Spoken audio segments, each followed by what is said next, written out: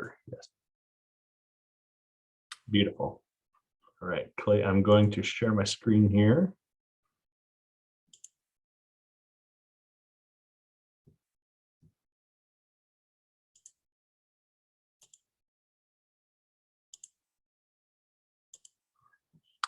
Okay, can you see it now, Clay? Yep.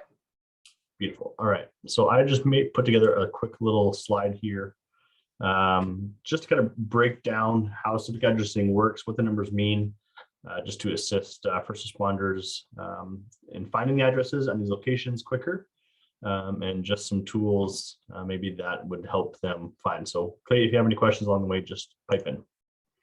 So what is needed to find a civic address? The first part that you're going to need is the grid maps that show road numbers for rural addresses.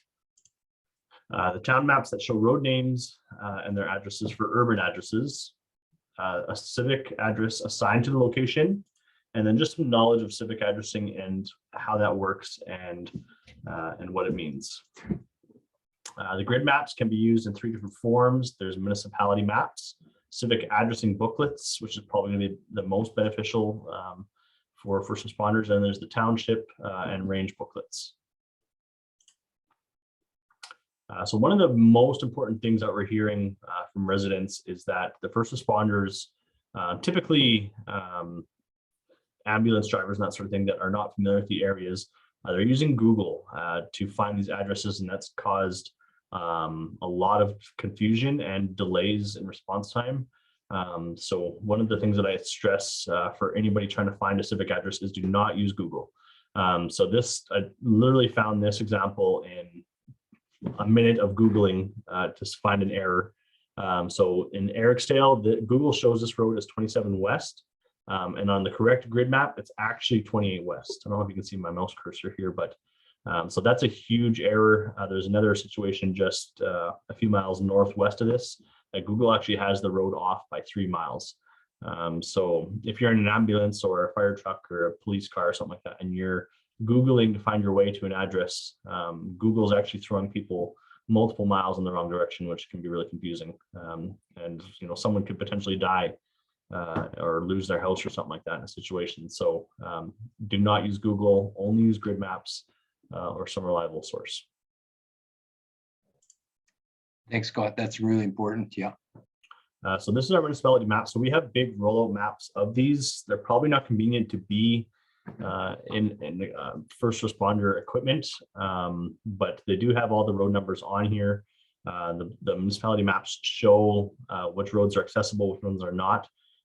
So if you have a house here in this area, that you might be able to come down number 6 to 325 and straight down Old 514 rather than just trying to take a guess at how to access those roads. But so it's big overview and it's convenient, but the size of it's pretty bulky, which can be an issue.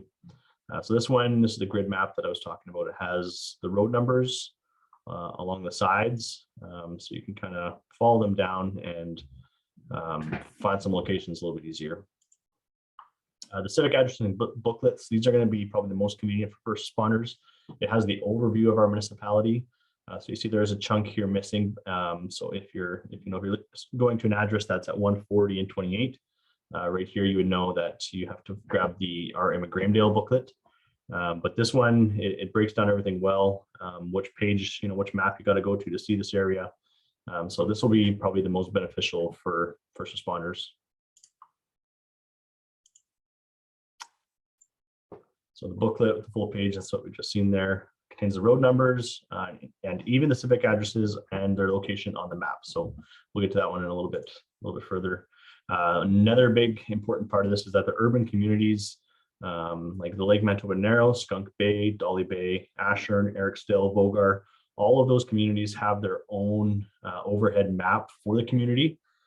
So if you get a resident that calls and says, hey, we're at the Lake Manitoba Narrows, you can pull up that specific page.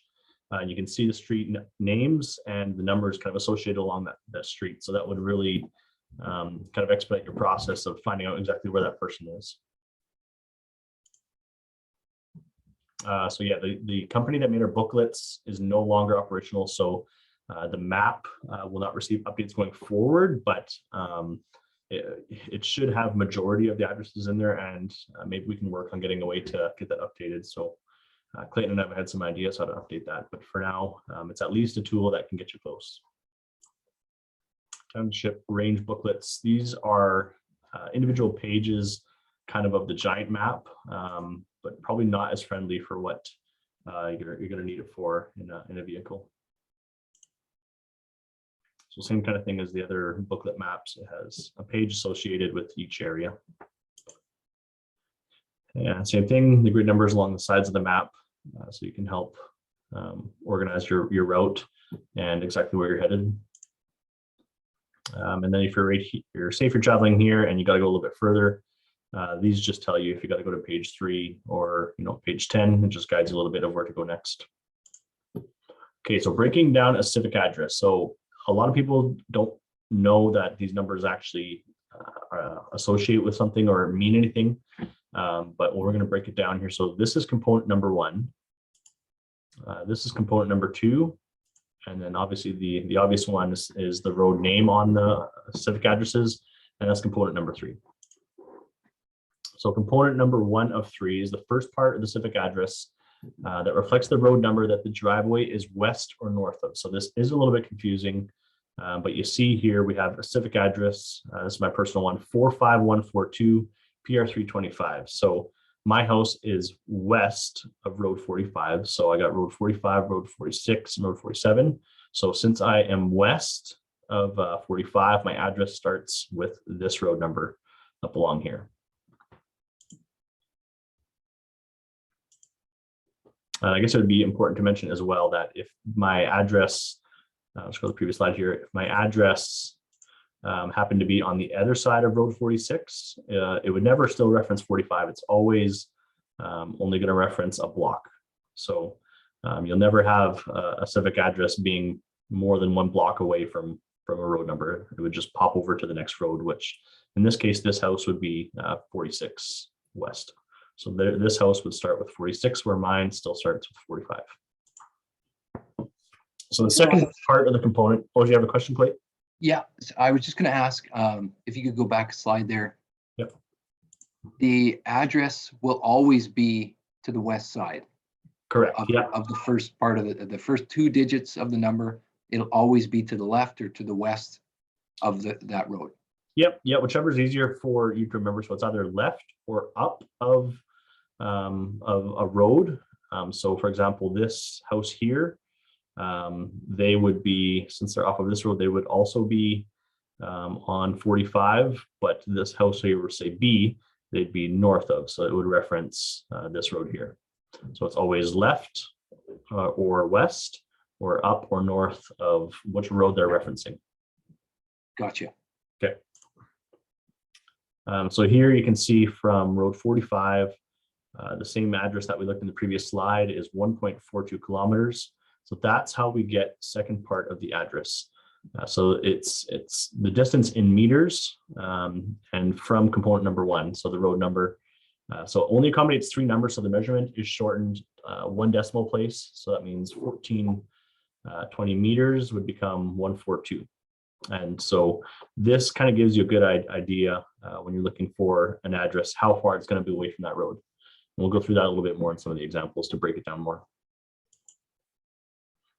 This is not as important, but it is a part of the address. So numbers are rounded up or down to represent which side of the road they are on. So driveways that are on the north or east side of the road will end in an odd number, and then driveways that are on the south or west side of the road will end in an even number. So it is set up this way. I wouldn't stress about remembering that too much.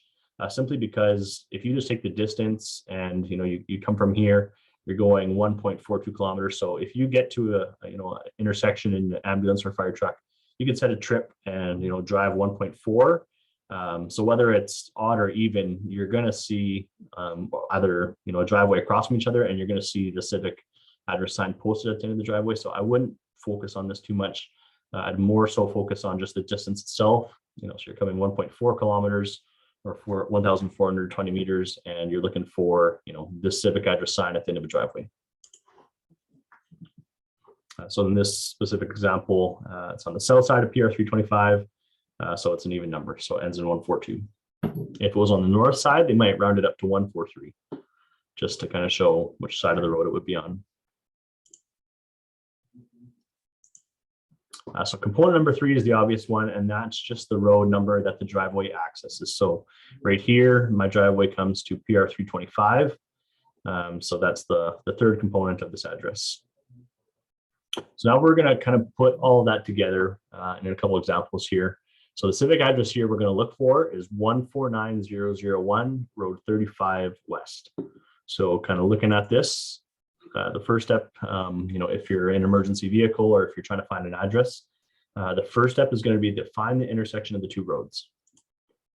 So 149 is component number 1. This is component number 3.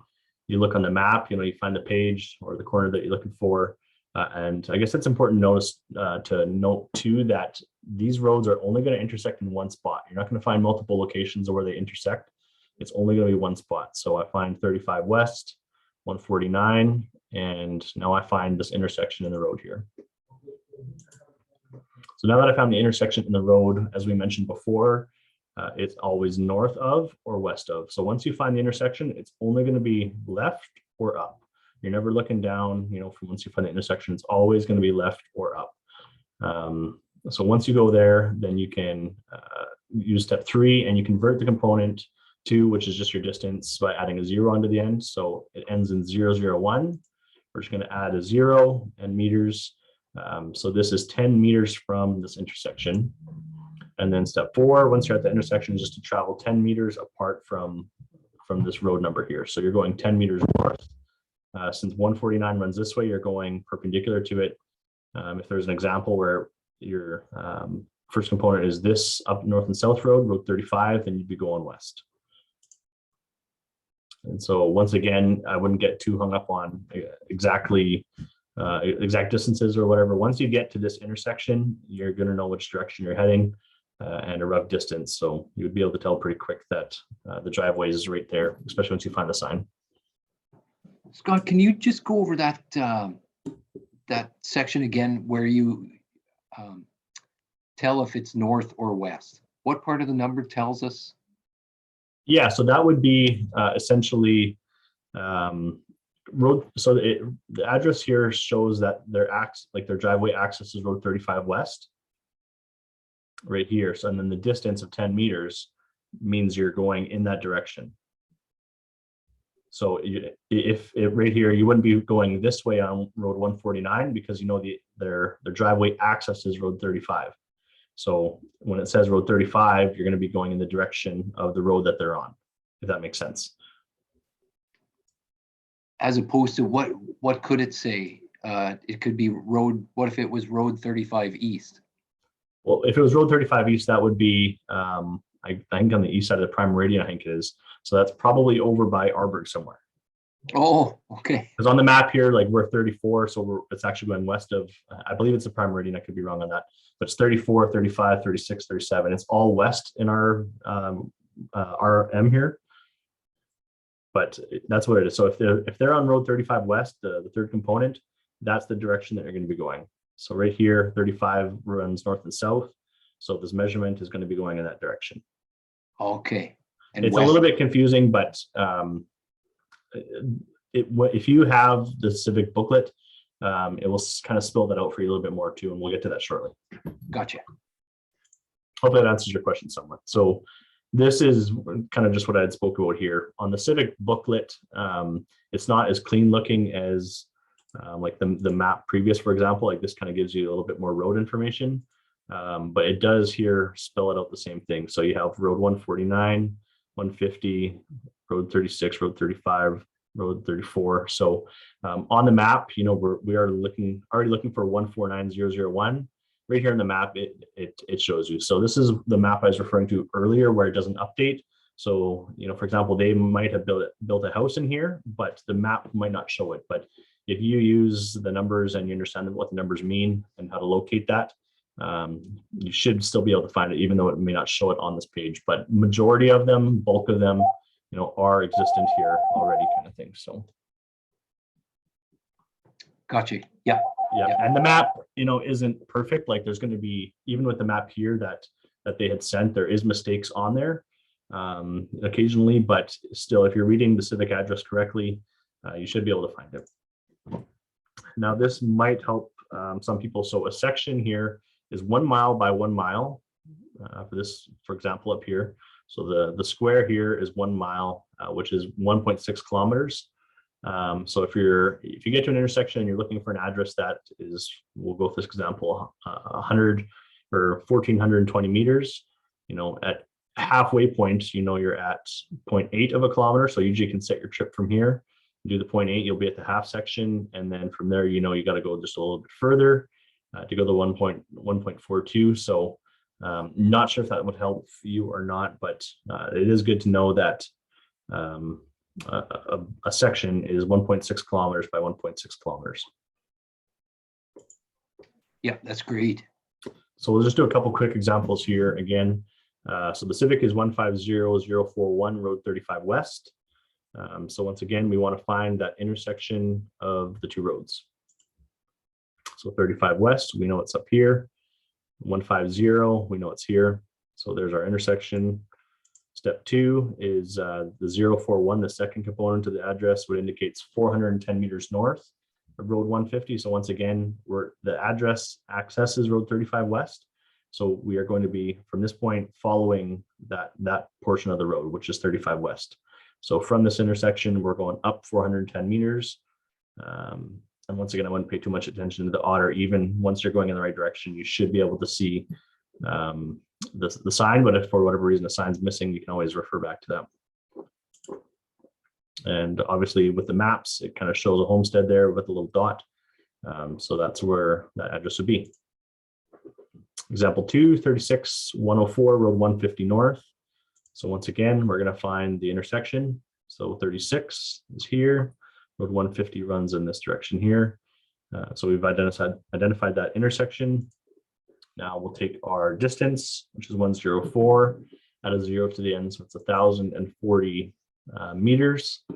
And since we know we're on Road 150, now we're going in that direction. So this will take us west, and we're going to go west for the 1,040 meters. And this dot is actually a little bit out from the real address. So once again, maps aren't perfect, but the real address, even on Google Images, shows to be right here. So we know right here, if you're, for example, in a vehicle, you're coming west, you can set the trip here. You do 800 meters to here, because we know that's half the section. You'd be a little bit further to the driveway, which would be here. So that's kind of what the breakdown is. If you ever need, I have a couple other documents. I'll just get out of here quick. I'm going to show you. Can you see the map there, Clay? Sure can. Okay, so this is a little booklet that you can print out and have in vehicles with you. So once again, this is the map index. So this would break down the communities. And so the communities are in green. So you have Ashern, you have the Narrows. I'll probably put some notes on pages that I would give out to the group, but 16A is what we refer to as the Lake Manitoba Narrows. 16B is what we refer to as Skunk Bay. And then 17A is what we refer to as Dolly Bay. Of course, we have Vogar here and Ericsdale here, and then there's even Deerhorn down here. So sometimes the biggest problem is when people call, we're from the Lake Manitoba Narrows. It does get tricky because the other side of the lake also is considered Lake Manitoba Narrows. But if you went down to 16A, and we'll just go there for example. Same thing here. You can kind of see where it breaks down different parts of the community. So if we're looking for the Lake Manitoba Narrows, for 16. So once again here, it breaks down the smaller communities and tells you which map to see. So we're looking for 16A. So if somebody says, I'm on 37 Skinny Dip Drive, you can see from 68, you have a clear path and direction of which way to go to get here.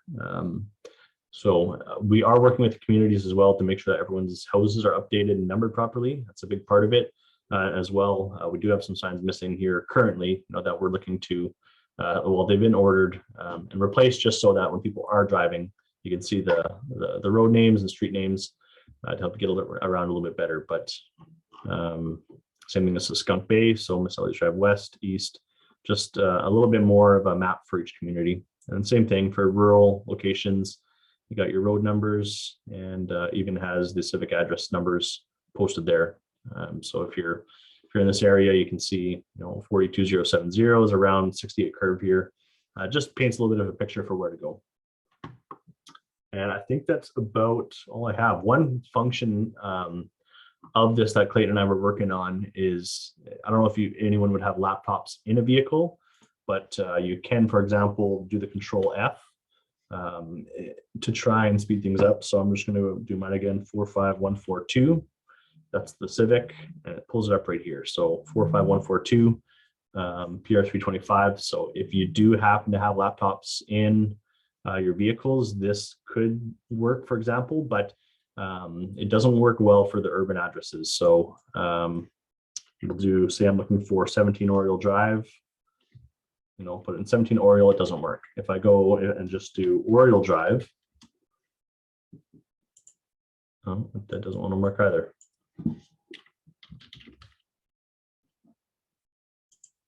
Okay, well, obviously that's not working 100%. So it does have some functionality, but nothing to be relied upon. Once again, the best way is just to actually understand the full functionality of civic addresses and how to read them.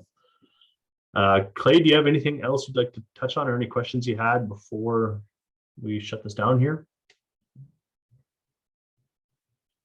Oh, you're muted, buddy. There we go. Can you hear me? There we go. Sorry. If I was a first responder, Okay. And you wanted to hit something home with me, would it be find the point of intersection, and you're cruising to the west from that intersection, and be looking at those numbers along, everything's marked, everything's lit up at night. If they couldn't figure out, quickly, obviously they have other duties, they're driving, but they're also, there's an emergent situation there they're trying to deal with. But would they just be looking for, those numbers? Like in a rural address? In a rural, yeah. Yeah, so I guess once you know the number, you should have some maps with you of some sort. Like I said, don't rely on Google. But if you have the maps with you, you can pretty quickly find an area, like I said, with the intersection of the roads, and then the distance. You're either going north or you're going west of that point. And once you're going in that general direction, you're looking for that civic address sign at the end of a driveway just to really guide you. So if I was in an ambulance or a fire truck, I would, depending which way I'm coming from, of course, but I would try and get to that intersection and then, follow the distance of the address from there. Because sometimes, it can be a little bit tricky, but if you get to the intersection and go the distance of the address, you should be able to drop yourself on that civic address sign at the end of a driveway every time. Does that kind of answer your question, Clay? Yeah, absolutely. Yeah. Yeah, it's just kind of the simplest way to look at it is find that intersection and then go in the direction of the road name with that distance, and it should take you there every time, unless there's some serious error. But hopefully there's none of that. I mean, no one's perfect, so maybe those scenarios could exist, but this should take you 99.9% of the time to the address and the caller. So excellent. And for first responders,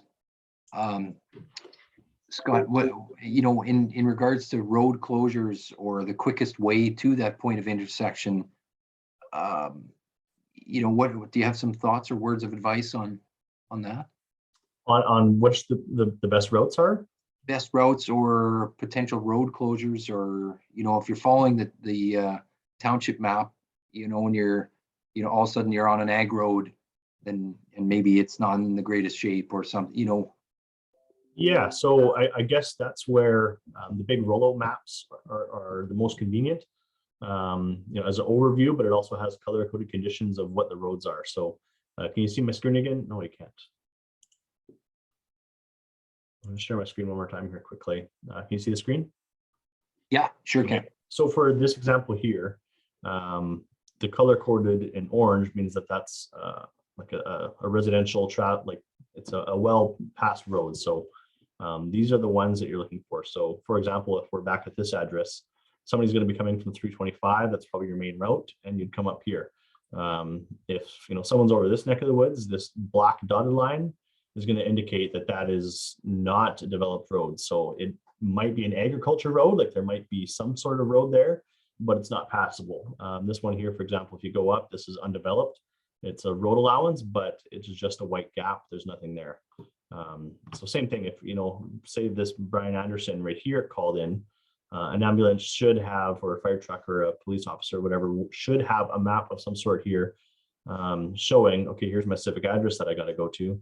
I can't access that via Jack Pine Road because the road's not developed, further than that. So if they're looking here, they say, oh man, we better go 325 up Stark Road, down Boundary Line Road to get to the address. So this is probably, this is on the rollout large maps that we have. And it's on the, I'll just flip on the slide here. It's on the municipality handouts, like the single page ones. I'll just pull it up here quick. So these booklets here, it has that not color coded, but same thing. You can kind of see if there's a road there or not. So the Civic address one, I don't think does this as well.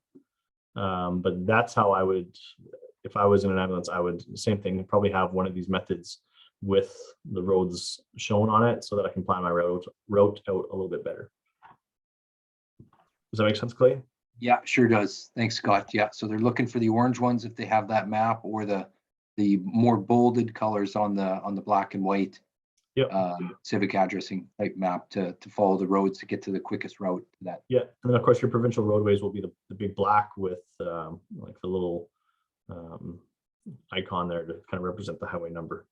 Gotcha. So yeah. I guess looking at this one here, the Civic maps looks like they do appear to have the road developments on there, not as well, but you can see here this is an undeveloped road where the green would be developed. So it does have some functionality, it looks like, to it.